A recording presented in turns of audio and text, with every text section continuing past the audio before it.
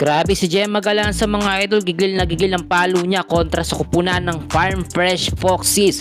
Finally, pasok na nga po sa finals ang Creamline Cool Smashers matapos nilang talunin ang Farm Fresh sa loob lamang po ng 4 na set. So far kung titignan natin, ginamit na po ng Creamline ang kanilang pangmalakasang starting lineup. Kasama dyan si Pang Spanaga, si Gian Morado, si Bede Leon, si Totos Carlos, si Bernadette Pons at si Gemma Galanza.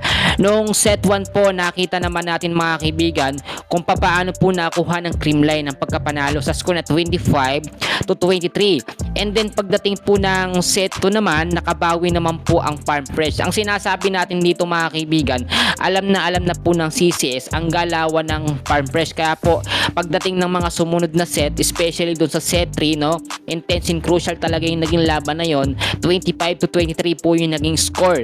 And then pagdating po sa set 4, dito nakita naman natin, no, early pa lamang ng set 4, lamang na po ang Creamline Cool Smashers. Alam nyo, kapag mga ganitong finals na talaga ang labanan, ginagalingan na po ng Creamline. Napansin din natin na lesson o kakaunti lamang yung mga errors po ng Creamline. May mga errors din naman sila, pero tulad ng aking sinasabi, kapag nasa CCS po ang pressure, no, o sila ang dihado sa laban, talagang nakikita natin nahihirapan sila. Pero kapag lamang po sila kahit isang puntos lamang sa kalaban, nakikita natin yung consistent na play po ng Creamline Cool Smashers.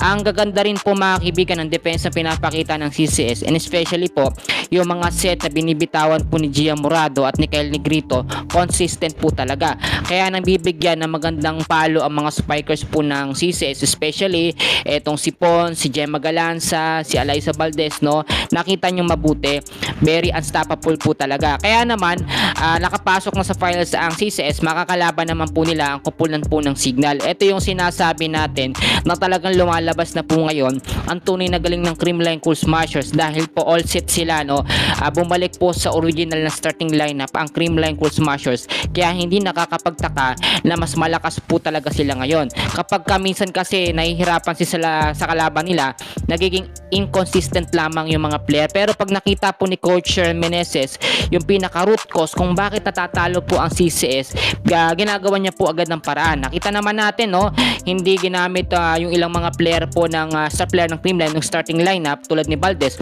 pero pagdating ng mga huling mga set, doon po talaga sila ginagamit.